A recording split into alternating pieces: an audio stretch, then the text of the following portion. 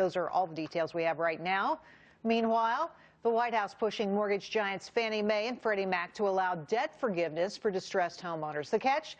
Taxpayers will be stuck with a tab. Time to bring out the panel. Larry Winget is a best-selling author in Phoenix. Marjorie Clifton is the national independent editor at GoVote.com in D.C. And Tamara Holder is a Fox News contributor in Chicago. Tamara, let's start with you. Well, you know, I'm on the left here, so I'm just not a fan of this idea that taxpayers have to pay more into Fannie and Freddie. You know, at some point, I know people's houses are underwater or homes are underwater, but at some point, enough has to be enough. I think it's too much now. Wow. Okay, Larry, what do you say? Well, this is one more case of the government picking winners and losers, and in this case, they're making the losers the winners. If you're upside down and you're behind, well, then they're all for you getting bailed out and lowering your principal. If you're upside down and you're current, well, you're just stuck. So that's not fair to the people who have stayed current on their mortgage, regardless of how much they owe. Marjorie? Well, I think it actually has the potential to help everyone in that it's all about bettering the housing market and bettering the economy. And what it would do is potentially help 690,000 families who currently owe more than the cost of their house, as well as potentially keeping Fannie and Freddie, which we've already invested in as taxpayers, in a more stable place. $180 billion already in Fannie and Freddie, and let me tell you, I don't want to see one more penny go to them. You know, I don't want to bail out my neighbors. I don't know about you, but that's just me.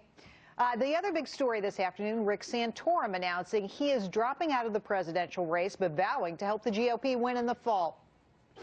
We made a decision over the weekend that while this presidential race for us is over for me, and we will suspend our campaign effective today, we are not done fighting.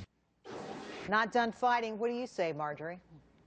Well, a suspension pretty much means an exit, and I think he's actually run a very successful campaign. I'm actually surprised he's been in it as long as he has, and that he's done as well as he has. I mean, he's run on a very conservative social platform, and it's played very well up to this point, but I don't think it's a big shock for anyone that it's time for him to go. Tamara?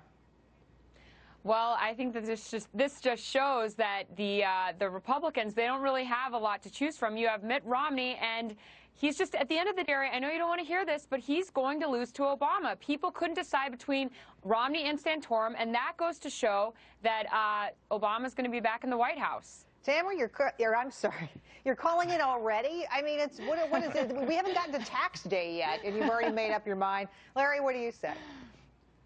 Well, I'm surprised Santorum's lasted this long. I mean, he's been short on money, and the numbers don't work out for him, and he's about to go into his home state and lose. It was definitely a good timing thing for him to leave today.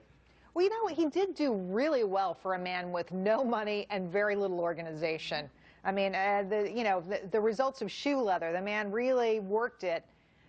Just interesting to see how well he could do without much of the kinds of resources that so many of these candidates have had.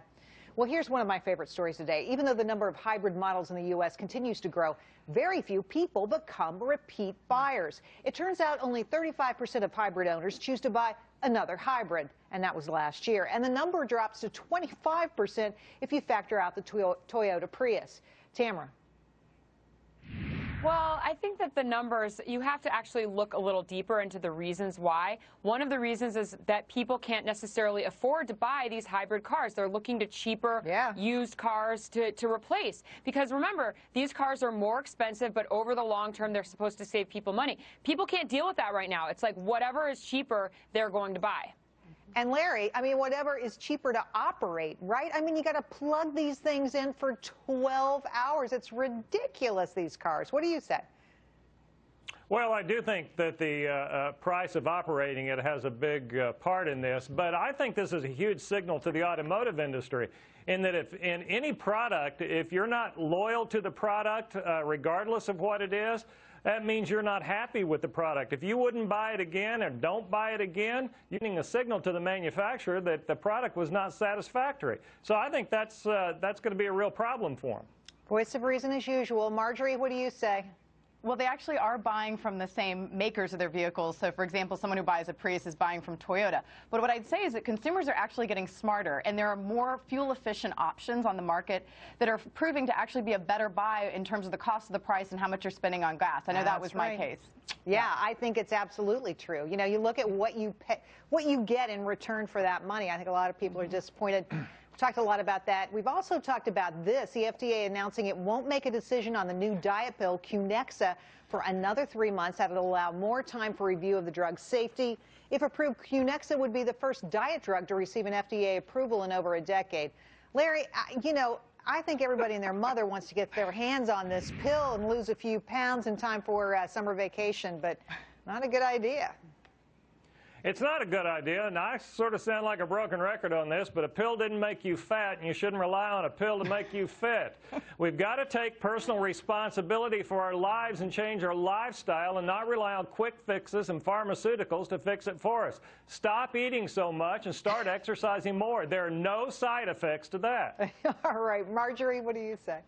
Yeah, anything that's causing a little more deliberation, I wouldn't be taking. I think diet pills should be left to Mad Men and Betty Draper days back in the 1950s.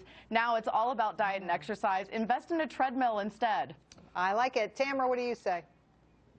I think that people should invest in weight loss pills or anything that they can do to get skinny. I mean, who doesn't want to look like you, Gerri? Everybody would pay I am not whatever. skinny. I am many things. You have called me many things. That's one of the nicest, actually. I thank you for that. I appreciate that.